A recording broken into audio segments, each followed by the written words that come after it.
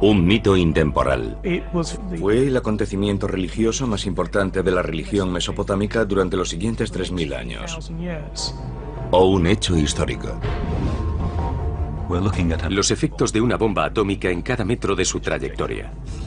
El fin del mundo. Para algunos, cuestión de fe. Es un conflicto global entre Dios y las fuerzas del mal. Para otros, una certeza científica. Es solo cuestión de tiempo que esos dos elementos confluyan. Y para un hombre, simplemente una elección. Empecé a dar órdenes. La mitad de la población destruida de inmediato. Apocalipsis. Es inevitable. El fin de los días. El juicio final. El Armagedón. En todas las épocas ha habido personas convencidas de que el fin estaba próximo. Desde que los primeros seres humanos trataron de comprender su propia creación, han estado obsesionados con su desaparición. Si el tiempo es una línea, eso significa que tiene un principio y un punto final. Algunos científicos creen que estamos fascinados con el apocalipsis porque ya ha ocurrido. Los acontecimientos que habrían visto y el cambio que estos habrían producido en el clima del planeta les habrían resultado inexplicables. Hoy en día, millones de personas creen que Dios destruirá el mundo de forma inminente. La mayoría de las personas de este mundo se han identificado tan plenamente con el mal que Dios no tiene más remedio que destruirlos. Pero no todas las visiones del fin involucran a alguna divinidad. El hombre ha alcanzado la capacidad de destruirse a sí mismo. Un misil tarda 30 minutos en llegar desde los Estados Unidos hasta Rusia. Conforme la ciencia avanza, nuestra visión del apocalipsis sigue evolucionando. Es solo cuestión de tiempo que veamos un virus con un potencial patógeno muy elevado. Desde que existen las civilizaciones, algunas han sido devastadas por sus enemigos más pequeños y letales. Los virus. La peste de Justiniano doblegó al Imperio Bizantino en 541, matando hasta 10.000 personas al día en Constantinopla. Siglos más tarde, unas bacterias que pasaron de una rata a los humanos cambiaron el curso de la historia de Europa a mediados del siglo XIV. La peste negra acabó con 75 millones de personas, un tercio de la población mundial.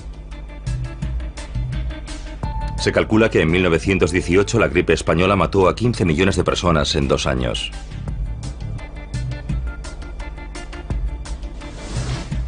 Han fallecido más personas por causa de los virus que por la suma de todas las guerras y los desastres naturales. Sin embargo, olvidamos constantemente el pasado, como si no quisiésemos afrontar la posibilidad de una pesadilla futura. Un apocalipsis vírico capaz de provocar la extinción de la humanidad.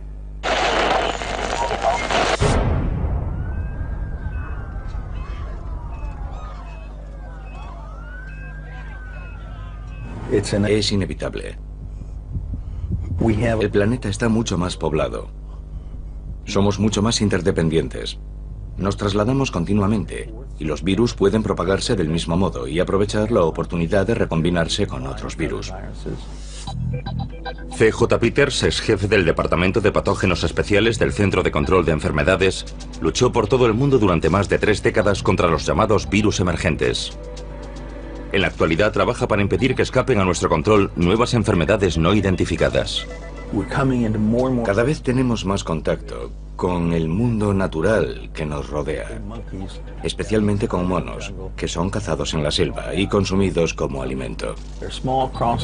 Esos primates contienen virus que están intentando continuamente entrar en nosotros, por así decirlo. En 2003, Peters colaboró en gran medida a evitar en Taiwán una catástrofe causada por el virus del SARS, síndrome respiratorio agudo severo. Algunos virus se contagian entrando en contacto con la sangre o los fluidos corporales de un paciente infectado. Pero con el virus del SARS basta con una tos. Fue una situación extremadamente peligrosa, un virus capaz de propagarse por todo el mundo.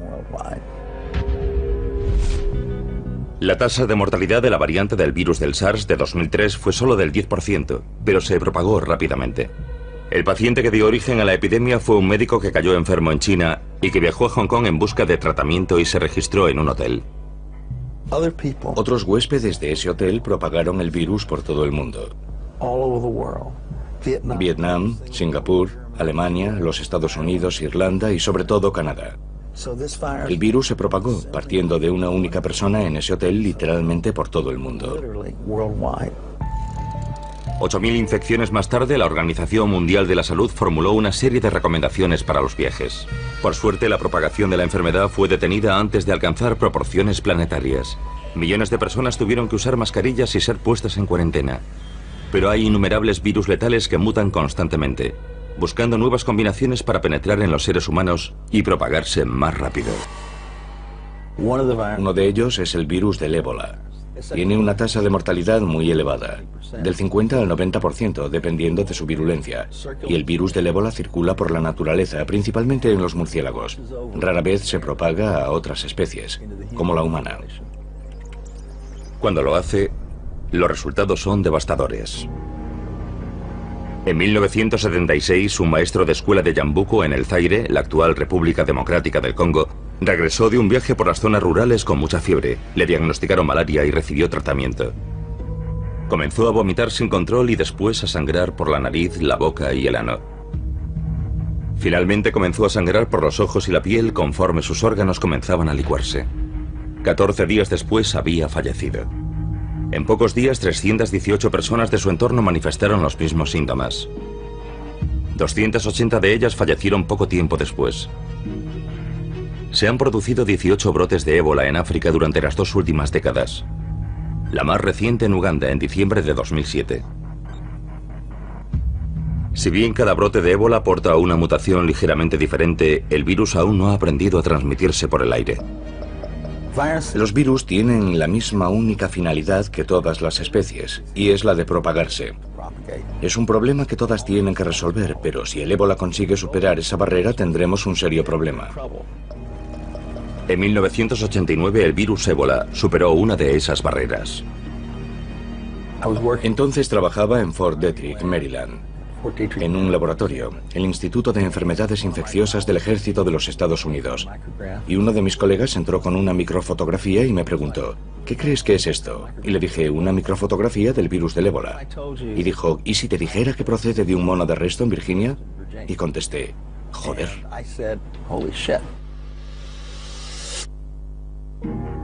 En 1989, el virus más mortífero del mundo, el ébola, apareció en el continente americano, en Reston, Virginia. Cuando nos enfrentamos a una enfermedad para la cual no tenemos tratamiento ni vacuna, debemos tomar medidas extremas. El virus se estaba propagando desde un centro de cuarentena de monos. Organizamos un grupo de personas del laboratorio que tenían experiencia en el trabajo con virus de riesgo de nivel 4. Al principio se propagaba de la misma manera que las cepas humanas del virus del ébola se propagan en África. Intentamos por todos los medios analizar la propagación de sala en sala. Estaban reutilizando agujas y jeringuillas de un mono a otro. Interrumpimos esa práctica en la instalación y siguió extendiéndose. Era evidente que lo que estábamos haciendo para evitar su avance no estaba funcionando. La única explicación posible era que el virus se estuviese propagando a través de los conductos de ventilación. Se propagaba por el aire como la gripe. Cundió el pánico. Las autoridades estatales y locales cooperaron con la División del Ejército y del Centro de Control de Enfermedades para poner en marcha una contención absoluta. No hubo infecciones en seres humanos, pero si un virus del ébola que se propagase por el aire hubiese salido de aquellas instalaciones, las consecuencias hubiesen sido inimaginables. Temíamos que aquel virus pudiese ser infeccioso no solo para los monos, sino también para los humanos. Entonces no teníamos forma de saber lo peligroso que era. De modo que suministramos a todos los monos un anestésico y los incineramos. No había otra opción. Fue triste, pero tuvieron que morir 500 monos para contener aquel virus. El brote parecía haber terminado. Como precaución, todos los empleados del laboratorio fueron examinados en busca de infecciones. Después de limpiar todo el lugar, resultó que algunos de los cuidadores mostraban indicios de infección del virus, pero no enfermaron. Se trataba de una cepa poco frecuente del virus del ébola que parecía poco virulenta para los seres humanos, pero muy virulenta para los monos. El ébola había encontrado la forma de propagarse por el aire e incluso infectar a las personas, pero por alguna razón había perdido la capacidad de hacer que enfermasen. Algo que ya había logrado antes. ¿Cuándo podría tardar un virus como el ébola en añadir un arma más a su arsenal y alcanzar la capacidad de desencadenar un apocalipsis vírico a escala planetaria? Si analizamos los brotes de nuevas versiones de enfermedades ya conocidas y de enfermedades nuevas, vemos que sin duda han aumentado en los últimos 50 años. Personalmente creo que seguirán aumentando y que también su porcentaje seguirá aumentando. Los factores que causan esos brotes están creciendo y lo están haciendo de forma exponencial. Todos. El transporte aéreo, el transporte marítimo, el tiempo. Todos los factores están creciendo de forma exponencial y eso aumenta las probabilidades de que surjan nuevas enfermedades. No sabemos el número de virus diferentes que hay en el mundo. Sabemos que hemos contado e identificado unos 2000 aproximadamente. Ese es el número de virus que conocemos. Y millones y millones y millones de copias de cada uno en cada uno de ellos se están reproduciendo y dando lugar a mutaciones, minuto a minuto.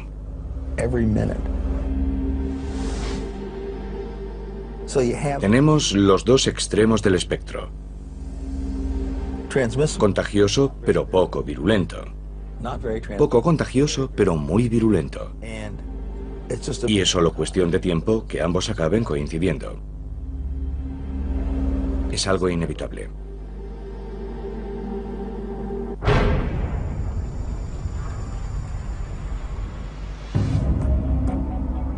Quizá la versión más aceptada del apocalipsis sea la de una destrucción causada por Dios. En todos los años y todas las décadas, en todo momento, hay personas en algún lugar del mundo con carteles diciendo que el fin se acerca. Vendamos nuestras posesiones y huyamos a las montañas. El judaísmo, el cristianismo y el islam comparten una visión del fin. Un día del juicio final durante el cual el mundo será destruido y los elegidos lograrán la vida eterna. Esa concepción apocalíptica que tanto ha influido en el judaísmo, el cristianismo y el islam procede en parte de la antigua Persia, de los antiguos zoroastrianos. Los zoroastrianos de aquella época a menudo tenían una concepción dualista. El mundo es el campo de batalla de la lucha entre el bien y el mal. Ya en el siglo XII a.C., los zoroastrianos creían vivir inmersos en un conflicto entre el orden y el caos. Finalmente el orden prevalecería, señalando el final del tiempo y la reestructuración del universo. Uno de los aspectos más interesantes desde el punto de vista apocalíptico es el hecho de que, por lo general, durante los momentos de aflicción y angustia, el apocalipsis es muy popular. En la actualidad, las profecías sobre el fin de los días han generado una mega industria. Libros, programas de televisión y radio transmitidos a todo el mundo generan decenas de millones de dólares para los pastores armagedonistas solo en los Estados Unidos. Pero ¿cómo concilian los armagedonistas su vida cotidiana con la creencia en un final inminente? Jesús vendrá, Dios vendrá y destruirá el mal en todo el mundo. Steve Wolber tiene 49 años y es un pastor del fin de los días.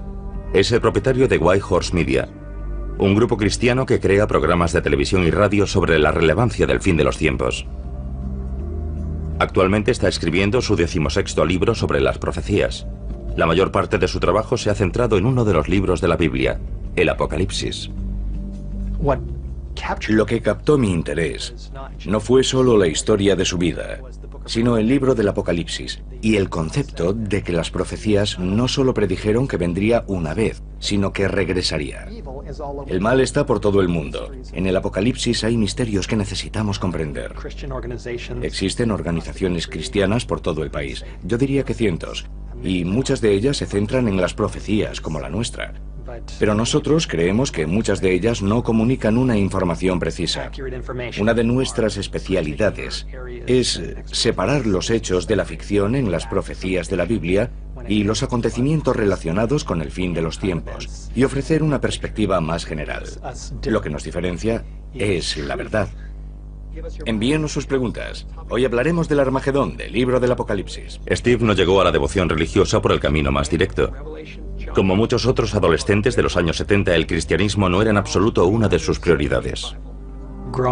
Crecí en Hollywood Hills, en un hogar judío muy laico. No sabía nada de Dios ni de la Biblia.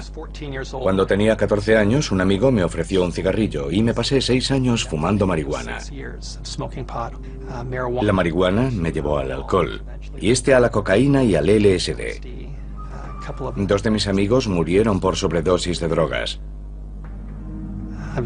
Con el tiempo empecé a pensar que estaba yendo en la dirección equivocada y necesitaba ayuda. Un día estaba en Palm Springs con un grupo de amigos durante unas vacaciones de primavera.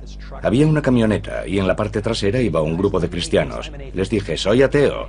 Uno de ellos me oyó, me apuntó con su altavoz y me dijo, eres un idiota. Cuando llegue el día del juicio descubrirás que estás en el bando equivocado. Recuerdo que escuché aquello y me quedé atónito, con la boca abierta. Mis ojos se abrieron espiritualmente y vi a Jesús como el Mesías. Cuando lo vi, tomé por fin una decisión. Eso ocurrió hace 29 años y desde entonces no he vuelto a consumir drogas ni alcohol. Cada día a las 5 de la tarde Steve sale de su oficina de Fresno y conduce 40 kilómetros hasta su casa en las montañas. Ser padre me ha enseñado mucho sobre mi Padre del Cielo. A mi hijo y a mí nos encanta salir a plantar semillas. Pasado un tiempo, podemos ver su fruto. El tomate, el calabacín o los guisantes. Y el fruto está conectado a la raíz. Las raíces espirituales del mal del mundo son sobrenaturales. Esas raíces son Satanás y sus ángeles. Cuando veo a mi familia, a mi hijo y a mi hija, tiemblo al pensar que crecerán en este mundo. El verdadero mal está ahí fuera. Y deseo que llegue el día en que Jesús vendrá a poner fin al mal y nos llevará a un nuevo mundo que es perfecto y bueno y lleno de amor. Deseo que ese día llegue lo antes posible. Ven, Señor Jesús.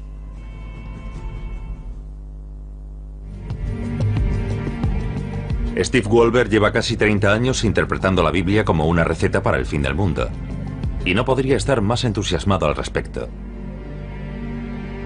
Steve se reúne periódicamente con otros pastores del fin de los tiempos en una mesa redonda para poner de manifiesto que las profecías bíblicas sobre el fin del mundo están ocurriendo ahora mismo. Sabemos por Lucas 21 que Jesús predijo que habría indicios, que se producirían grandes acontecimientos no solo en la tierra, sino en el mundo que nos rodea, que nos están diciendo que el gran día está próximo. Mateo 24 nos ofrece una verdadera lista. El versículo 6 nos dice, y oiréis de guerras y rumores de guerras, y habrá pestes y hambrunas y terremotos en diferentes lugares. Ya lo estamos viendo. Ha habido un terremoto en China. Creo que han quedado 80.000 personas bajo los escombros. Hay quien dirá que ya hemos sufrido terremotos y guerras antes, pero creo que en estos tiempos los estamos viendo con más frecuencia. En todo el mundo se están produciendo simultáneamente una sucesión de desastres cada vez mayores. Centrémonos en Lucas 25, en el rugido del mar y las olas. Jesús nos dice que los corazones de los hombres les fallarán por miedo, y la principal causa de muerte en los Estados Unidos son las enfermedades cardíacas. Y nos dice que Babilonia, la potencia llamada Babilonia, trataría de unir de nuevo al mundo. Si alguien ha hecho 10 predicciones y 9 de ellas se han cumplido, sería un buen indicador de que la 10ª también está en camino. Y en Lucas 21 Jesús dice, cuando veáis ocurrir todas estas cosas, sabed que está cerca, incluso a las puertas. Ya casi es el momento. Tras décadas de investigación, Steve Wolber cree saber la gran verdad sobre cómo se desarrollará el fin de los tiempos. Se trata de un conflicto global entre Dios y las fuerzas del mal. En algún momento se producirá algún tipo de crisis global.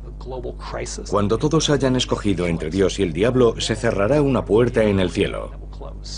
Y la Biblia dice, y los reunió en el lugar llamado Armagedón y las ciudades de las naciones cayeron. Y eso incluye Tokio, Moscú, París, Los Ángeles, incluso Roma. Aparecerá una señal en el cielo. La gente mirará hacia arriba y pensará, ¿es un pájaro? ¿Es un avión? ¿Es un satélite? ¿Qué es? Se acercará más y será nada menos que Jesucristo llegando en un caballo blanco para liberar a su pueblo y rescatar a los que se han levantado por él, rodeado de ángeles, miles de millones de ángeles. La trompeta sonará, los ángeles invadirán la atmósfera y luego reconstruirá un nuevo cielo y una nueva tierra. A ver, cariño, ¿quieres que coja yo la caña? La triste realidad es que la mayoría de la gente de este mundo se ha identificado tanto con el mal, que Dios no tendrá más remedio que acabar también con ellos. A pesar del sombrío futuro, Steve ha logrado equilibrar su vida laboral y familiar. No puedo aislarlos totalmente. Quiero prepararlos, quiero darles formación. No soy de los que huyen de la realidad. El último día Dios no nos juzgará según nuestra religión. Dios juzgará al mundo según unas normas básicas, el bien y el mal. Esto es lo que me ha enseñado lo que está bien y lo que está mal. Mi hijo es consciente de que cuando llegue Jesús, todo el mundo arderá y creará un mundo nuevo. Y yo le digo que será genial y que estamos deseando verlo. Esa es la buena noticia. No temo el Armagedón. Rezo al Señor. Si eso es lo que hace falta para poner fin al mal, adelante. Estoy listo.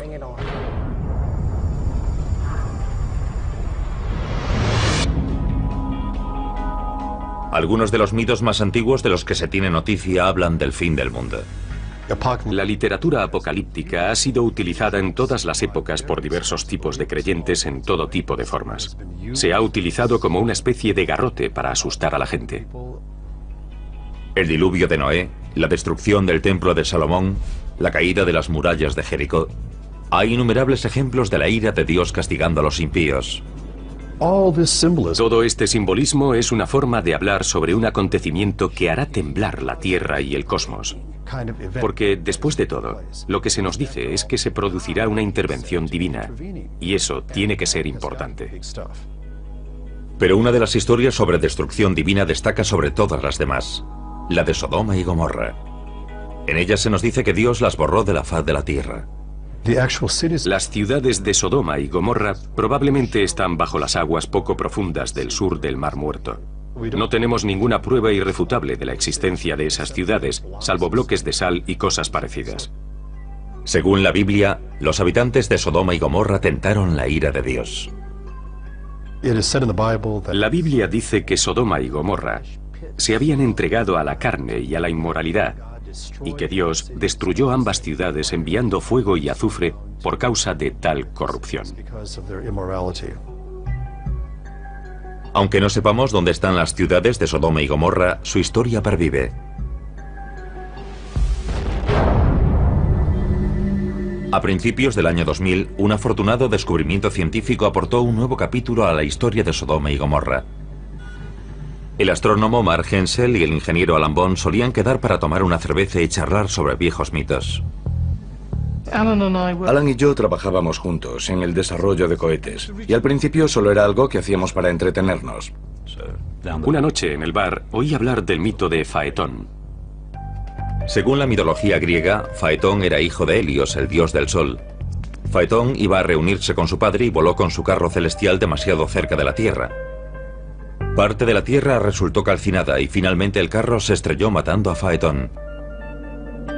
Platón escribió acerca del mito de Faetón en el Timeo, su tratado teórico sobre física universal. Platón deja muy claro que el mito de Faetón no es un mito, sino algo que ocurrió realmente. Un sacerdote egipcio contó a uno de los antepasados de Platón que los objetos celestes son inestables y a veces ocurren esas cosas. Bond descubrió que otros mitos contenían referencias similares a objetos abrasadores que caían desde el cielo, diezmando regiones del antiguo Mediterráneo, entre ellas la supuesta ubicación de Sodoma y Gomorra. Buscamos otros mitos y leyendas que pudiésemos relacionar con ella e intentamos agruparlos según el lugar en donde ocurrían o el aspecto que pudo haber tenido un fenómeno celeste para dar lugar a un mito de este tipo. Algunos mitos hablan de fuego en el cielo, mientras que otros hablan de devastación en la superficie. Uno de estos mitos es la historia de Deméter, la diosa griega de la cosecha. Cuando su hija Perséfone fue raptada por Hades, el señor del inframundo, Deméter la buscó en vano por la tierra. Descuidó su deber de cuidar los cultivos y su pena dejó un rastro de tierra abrasada. La teoría de Alan y Marr era que muchos de estos mitos se refieren a un único cataclismo que sucedió hace milenios, y las antiguas leyendas podrían, de hecho, haberse originado tras el impacto de un asteroide con la Tierra. Mark y Alan estudiaron el firmamento, analizando imágenes de satélite de la NASA en busca de impactos que respaldasen su teoría. Alan tiene un conjunto de programas que desarrolló para otro proyecto, y pueden ofrecer una imagen en la que vemos la trayectoria de objetos cruzando el cielo. Pero no tenían constancia de un cráter de impacto en el Mediterráneo. Entonces vieron un misterioso accidente geológico en los Alpes austriacos, cerca de la ciudad de Keffels. Un deslizamiento de tierra de 5 kilómetros de longitud y medio kilómetro de profundidad. No es el rastro habitual del impacto de un asteroide, pero podría ser el resultado de un objeto que hubiese llegado con una trayectoria muy baja. Hemos aprendido que algunos de estos objetos de baja densidad se fragmentan en la atmósfera y no dejan un cráter, pero pueden causar graves daños en la superficie. Cuando conoces la trayectoria con la que pudo llegar ese objeto, te das cuenta de que en ese lugar ocurrió algo muy especial. Era una buena teoría, pero Bond y Hemsel carecían de pruebas suficientes para llevarla del bar a la opinión pública. Pero entonces encontraron una pista notable.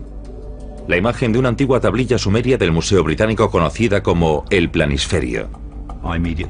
Inmediatamente me puse en guardia y pude ver que en aquella curiosa tablilla sumeria figuraban muchas referencias como la constelación de Piscis, que aparecía con mucha claridad.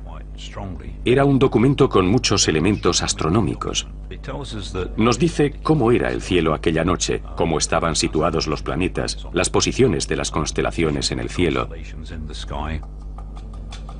Utilizando programas informáticos astronómicos, Bond y Hemsel se dieron cuenta de que aquella disposición de estrellas y planetas representada en el planisferio había tenido lugar más de 5.000 años atrás. La tablilla era un esquema del cielo nocturno anotado por un antiguo astrónomo. La tablilla está escrita en sumerio, con caracteres cuneiformes. Entonces ninguno de nosotros sabía leer sumerio. Así que debíamos aprender a leer la escritura cuneiforme para luego traducir la tablilla. Cuando empezaron a descifrar el planisferio, vieron que habían descubierto algo importante. Esa tablilla mostraba el acontecimiento religioso más importante de toda la región mesopotámica.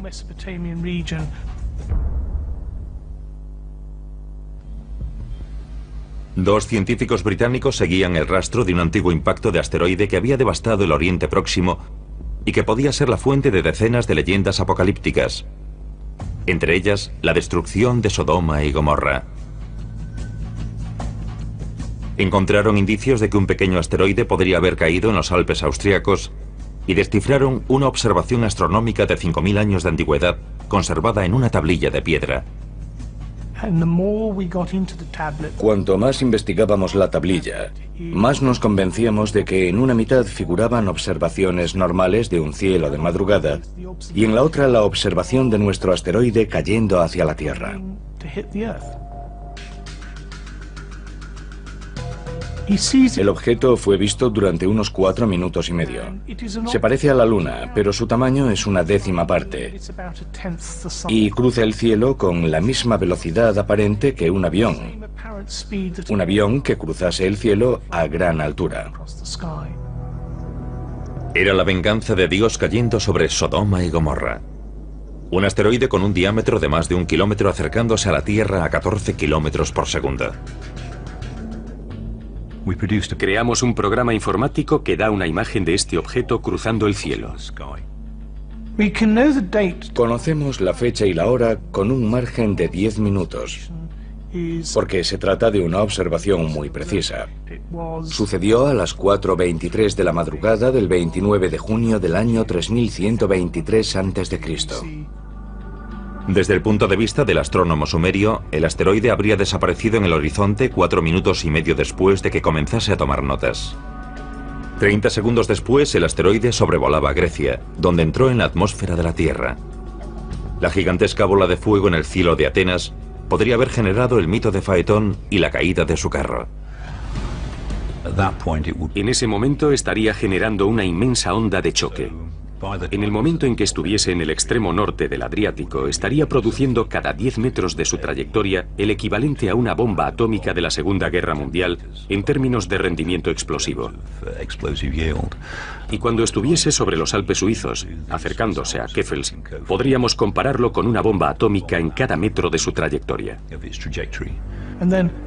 Y en las últimas fases de su vuelo, roza la cumbre de una montaña llamada Ganskogel, que se encuentra en la parte occidental del valle. El asteroide roza la cumbre de 5 montañas y luego explota en el aire con la potencia de 1000 bombas como la de Hiroshima.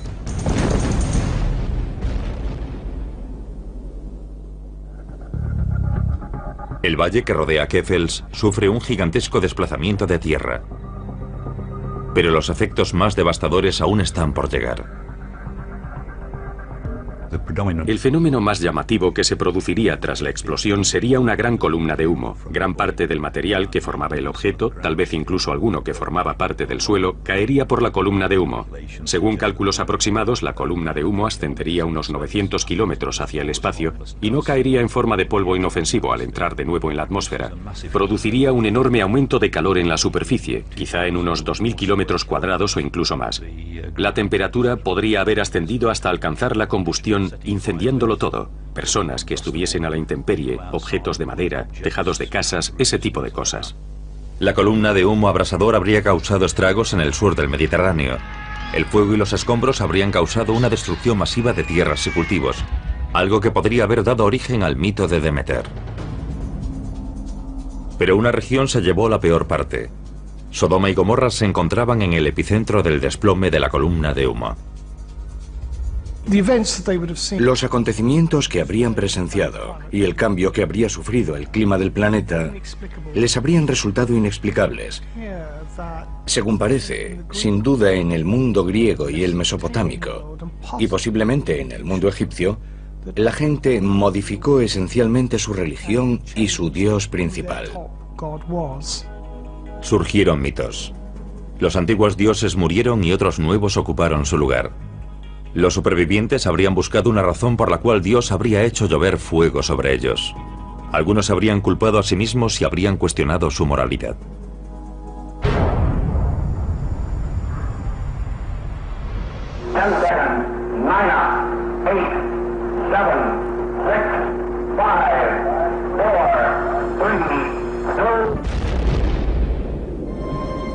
En el siglo XX, la humanidad se enfrentó a la amenaza de una guerra nuclear. El mundo podía llegar a su fin con solo pulsar un botón.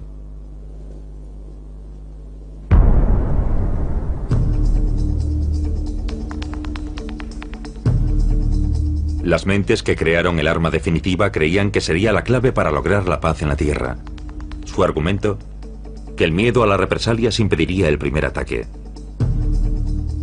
Su error fue poner el futuro de la humanidad en manos de máquinas. Hemos vivido 4 incidentes que han estado a punto de provocar una guerra nuclear de forma involuntaria. El 9 de noviembre de 1979, 4 centros nucleares del mando estadounidense registraron un ataque nuclear soviético a gran escala. El Pentágono se puso inmediatamente en alerta máxima. El personal responsable de lanzar nuestros misiles intercontinentales había recibido la advertencia de que podía tratarse de un ataque real. La verdadera causa de la alerta dejó en ridículo al Pentágono. El turno de noche realizó un simulacro para entrenar a los técnicos y dejaron la cinta del programa dentro del equipo. El turno de la mañana no lo sabía, y lo primero que vio fue cómo lanzaban cientos de misiles soviéticos contra ellos. A continuación, comprobaron los datos procedentes de los satélites, según los cuales no había sido lanzado ningún misil, y dijeron que nadie hiciese nada. Después del incidente de la cinta de entrenamiento se aplicaron nuevos protocolos de seguridad. Pero menos de un año después, las alarmas volvieron a saltar en las mismas pantallas. Un chip de ordenador que costaba 30 centavos se quemó. El centro de mando estaba viendo que 100 misiles los estaban atacando, lo que provocó una reunión de evaluación de amenaza nuclear. A pesar de las mejoras constantes, los ordenadores de alerta temprana estaban funcionando a su máxima capacidad. Un misil tarda 30 minutos en llegar desde Rusia hasta los Estados Unidos o desde los Estados Unidos hasta Rusia por el Polo Norte. En aquel entonces, tanto los Estados Unidos como la Unión Soviética estaban paralizados en un punto muerto nuclear. Los misiles podían lanzarse cada vez más rápido y a la menor provocación. Y los soviéticos estaban intentando poner en marcha un sistema de alerta temprana con el que poder detener un primer ataque de los Estados Unidos que pudiese acabar por completo con su arsenal nuclear. A principios de 1983, Stanislav Petrov era teniente coronel de las Fuerzas de Misiles Estratégicos Soviéticos, especializado en el desarrollo de un sistema de alerta nuclear por satélite, diseñado para detener un primer ataque estadounidense. Después de graduarse, fue enviado a una nueva instalación de alerta temprana, Serpukhov 15, situada cerca de Moscú. Cuando llegamos, solo había unas pocas casas. Nadie sabía nada. No había nada. Tuvimos que empezar todo desde cero. Trabajábamos en el edificio principal, donde se desarrollaba el sistema de alerta Cometa, un sistema espacial bastante complejo. El satélite orbitaría cubriendo la zona que estaba bajo la amenaza de los misiles de los Estados Unidos. El nuevo sistema ruso de alerta se componía de 9 satélites que observaban la superficie de los Estados Unidos. Cualquier lanzamiento sería detectado rápidamente mediante la observación de las estelas de los cohetes sobre el horizonte. Al menos esa era la idea de los soviéticos. Teníamos una pantalla de reconocimiento que ocupaba una pared entera y mostraba todo el planeta y el territorio de los Estados Unidos. En ella aparecía el alcance de sus misiles. Había exactamente 1000 misiles en 6 bases. La tarde del 29 de septiembre de 1983, el coronel Petrov se hizo cargo del mando de Serpukhov 15 como oficial de guardia. Hicimos el trabajo de rutina y el tiempo iba pasando. Hacia las 10 de la noche habíamos terminado de cenar y tomar el té. Nuestro turno estaba terminando cuando algo irrumpió en la órbita. Todo iba bien. Estábamos preparados para cualquier imprevisto. Y sucedió uno de esos imprevistos.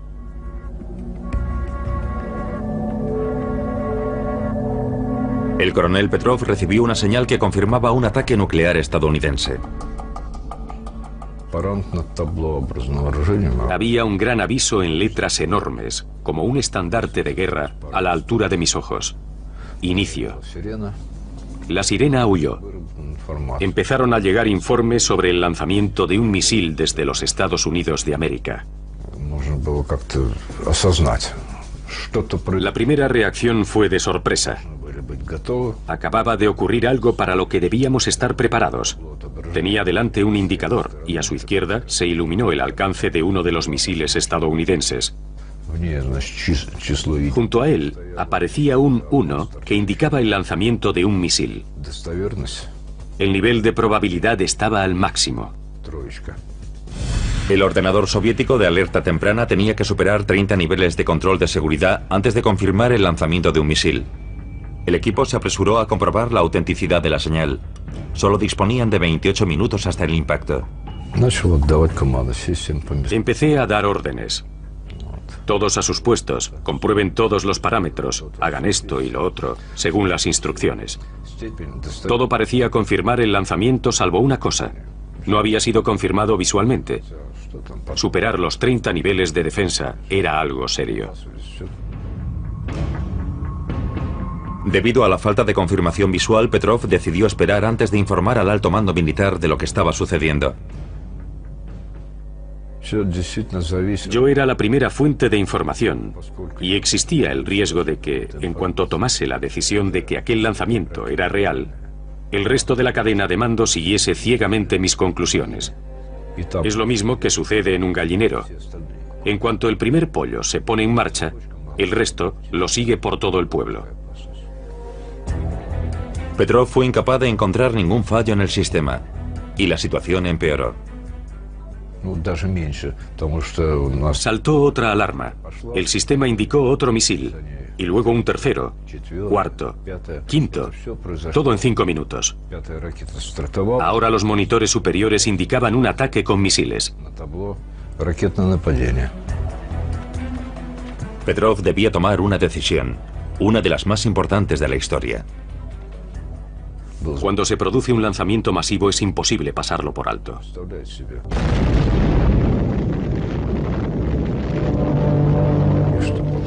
La mitad de la población es destruida de inmediato. Habían pasado ya 12 minutos. Si Petrov hubiese informado entonces al alto mando, este solo habría dispuesto de unos minutos para aconsejar al secretario general Yuri Andropov si debía lanzar un contraataque. Tuve que tomar una decisión. Decidí que era una falsa alarma. Finalmente decidí que sería menos perjudicial clasificar los cohetes detectados como falsas alarmas.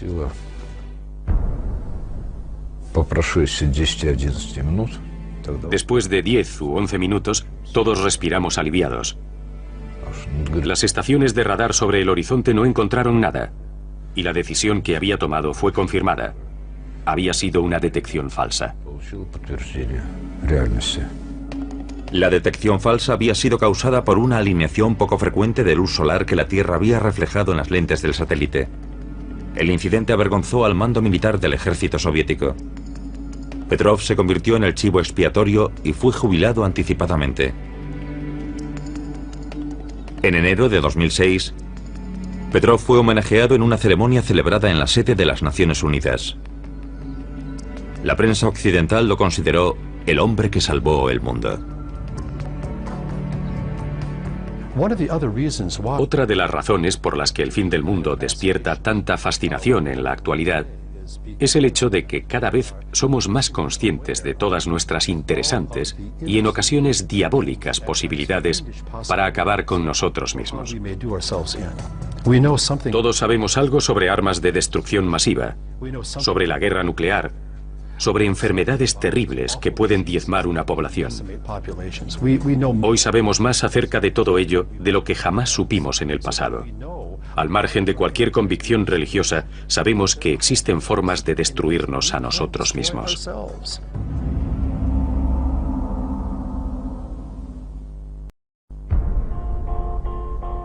Un mito intemporal.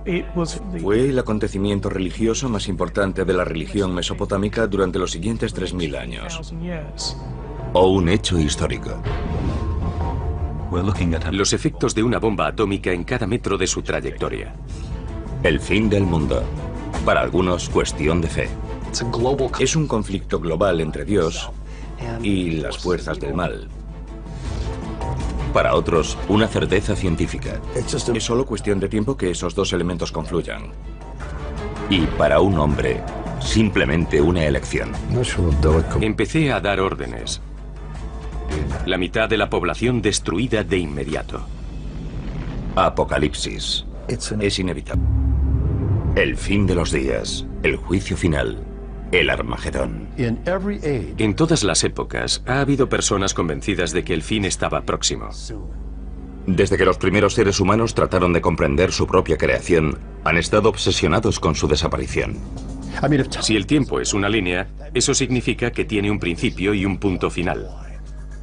Algunos científicos creen que estamos fascinados con el apocalipsis porque ya ha ocurrido. Los acontecimientos que habrían visto y el cambio que estos habrían producido en el clima del planeta les habrían resultado inexplicables. Hoy en día, millones de personas creen que Dios destruirá el mundo de forma inminente.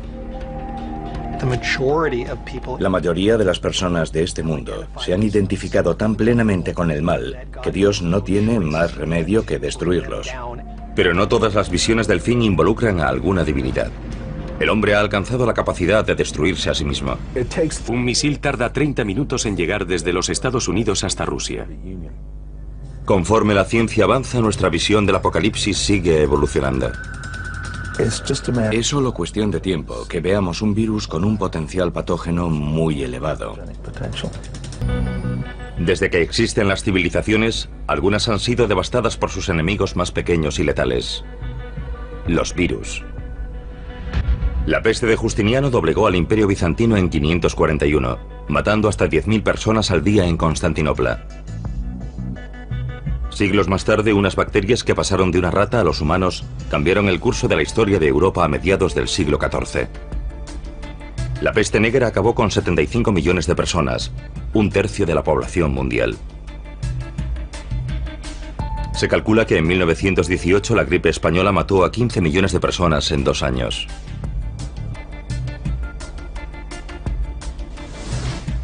Han fallecido más personas por causa de los virus que por la suma de poner en marcha una contención absoluta. No hubo infecciones en seres humanos, pero si un virus del ébola que se propagase por el aire hubiese salido de aquellas instalaciones, las consecuencias hubiesen sido inimaginables. Temíamos que aquel virus pudiese ser infeccioso no solo para los monos, sino también para los humanos. Entonces no teníamos forma de saber lo peligroso que era. De modo que suministramos a todos los monos un anestésico y los incineramos. No había otra opción. Fue triste, pero tuvieron que morir 500 monos para contener aquel virus. El brote parecía haber terminado. Como precaución, todos los empleados del laboratorio fueron examinados en busca de infecciones. Después de limpiar todo el lugar, resultó que algunos de los cuidadores mostraban indicios de infección del virus, pero no enfermaron. Se trataba de una cepa poco frecuente del virus del ébola que parecía poco virulenta para los seres humanos, pero muy virulenta para los monos.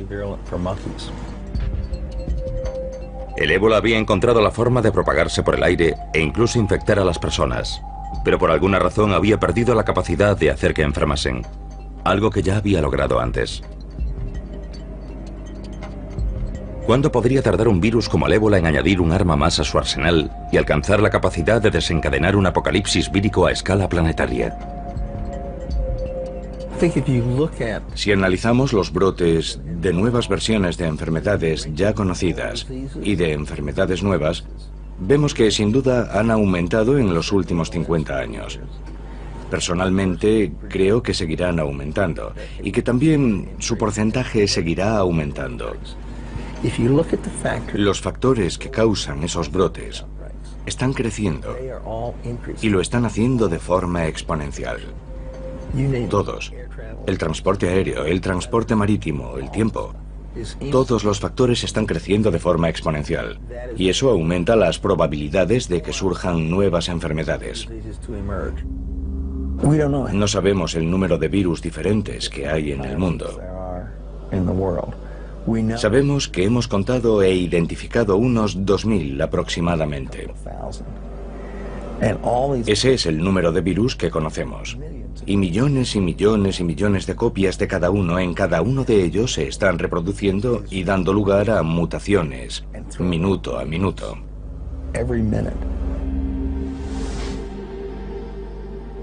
Tenemos los dos extremos del espectro. Contagioso, pero poco virulento. Poco contagioso, pero muy virulento. Y es solo cuestión de tiempo que ambos acaben coincidiendo. Es algo inevitable.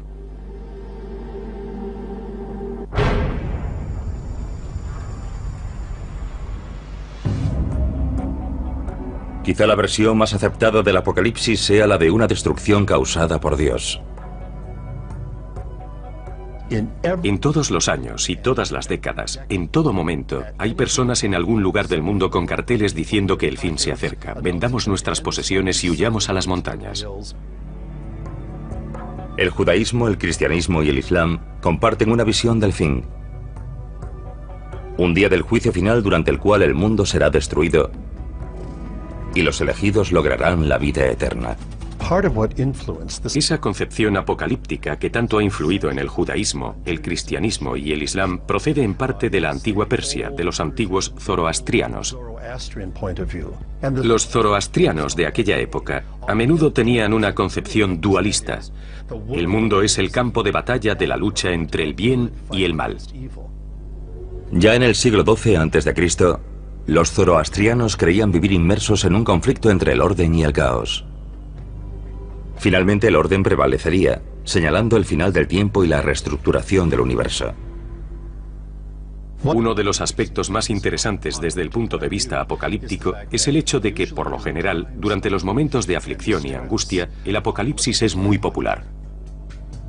En la actualidad, las profecías sobre el fin de los días han generado una megaindustria. Libros, programas de televisión y radio transmitidos a todo el mundo generan decenas de millones de dólares para los pastores armagedonistas solo en los Estados Unidos. Pero ¿cómo concilian los armagedonistas su vida cotidiana con la creencia en un final inminente? Jesús vendrá, Dios vendrá y destruirá el mal en todo el mundo. Steve Wolber tiene 49 años y es un pastor del fin de los días. Es el propietario de White Horse Media, un grupo cristiano que crea programas de televisión y radio sobre la relevancia del fin de los tiempos. Actualmente está escribiendo su 16º libro sobre las profecías. La mayor parte de su trabajo se ha centrado en uno de los libros de la Biblia, el Apocalipsis. Lo que captó mi interés no fue solo la historia de su vida, sino el libro del Apocalipsis y el concepto de que las profecías no solo predijeron que vendría una vez, sino que regresaría. El mal está por todo el mundo. En el Apocalipsis hay misterios que necesitamos comprender. Existen organizaciones. Todas las guerras y los desastres naturales. Sin embargo, olvidamos constantemente el pasado, como si no quisiésemos afrontar la posibilidad de una pesadilla futura. Un apocalipsis vírico capaz de provocar la extinción de la humanidad.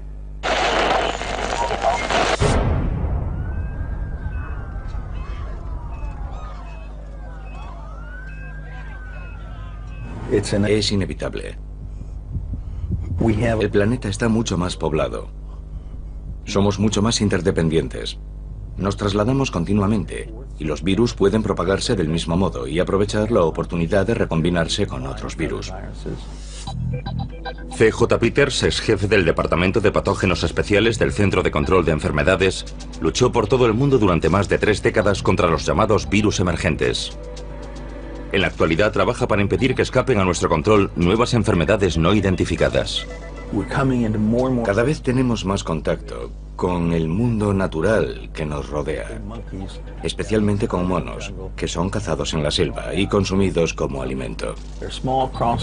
Esos primates contienen virus que están intentando continuamente entrar en nosotros, por así decirlo. En 2003, Peters colaboró en gran medida a evitar en Taiwán una catástrofe causada por el virus del SARS, síndrome respiratorio agudo severo. Algunos virus se contagian entrando en contacto con la sangre o los fluidos corporales de un paciente infectado. Pero con el virus del SARS basta con una tos. Fue una situación extremadamente peligrosa, un virus capaz de propagarse por todo el mundo. La tasa de mortalidad de la variante del virus del SARS de 2003 fue solo del 10%, pero se propagó rápidamente. El paciente que dio origen a la epidemia fue un médico que cayó enfermo en China y que viajó a Hong Kong en busca de tratamiento y se registró en un hotel. Otros huéspedes de ese hotel propagaron el virus por todo el mundo. Vietnam, Singapur, Alemania, los Estados Unidos, Irlanda y sobre todo Canadá. El virus se propagó partiendo de una única persona en ese hotel literalmente por todo el mundo. 8.000 infecciones más tarde, la Organización Mundial de la Salud formuló una serie de recomendaciones para los viajes. Por suerte, la propagación de la enfermedad fue detenida antes de alcanzar proporciones planetarias. Millones de personas tuvieron que usar mascarillas y ser puestas en cuarentena. Pero hay innumerables virus letales que mutan constantemente, buscando nuevas combinaciones para penetrar en los seres humanos y propagarse más rápido. Uno de ellos es el virus del ébola. Tiene una tasa de mortalidad muy elevada, del 50 al 90%, dependiendo de su virulencia. Y el virus del ébola circula por la naturaleza, principalmente en los murciélagos. Rara vez se propaga a otras especies, como la humana. Cuando lo hace, los resultados son devastadores. En 1976, un maestro de escuela de Yambuco, en el Zaire, la actual República Democrática del Congo, regresó de un viaje por las zonas rurales con mucha fiebre. Le diagnosticaron malaria y recibió tratamiento. Comenzó a vomitar sin control y después a sangrar por la nariz, la boca y el ano. Finalmente comenzó a sangrar por los ojos y la piel conforme sus órganos comenzaban a licuarse. 14 días después había fallecido. En pocos días, 318 personas de su entorno manifestaron los mismos síntomas. 280 de ellas fallecieron poco tiempo después.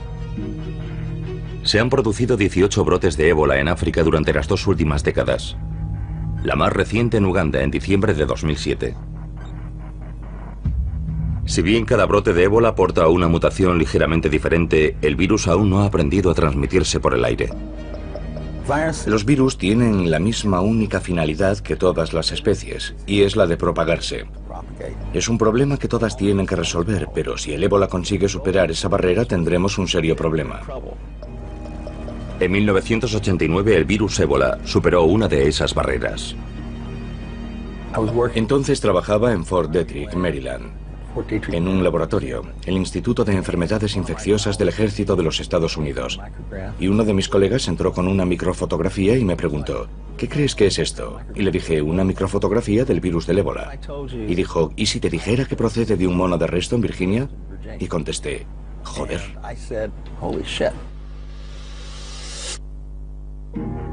En 1989 el virus más mortífero del mundo, el ébola, apareció en el continente americano, en Reston, Virginia. Cuando nos enfrentamos a una enfermedad para la cual no tenemos tratamiento ni vacuna, debemos tomar medidas extremas.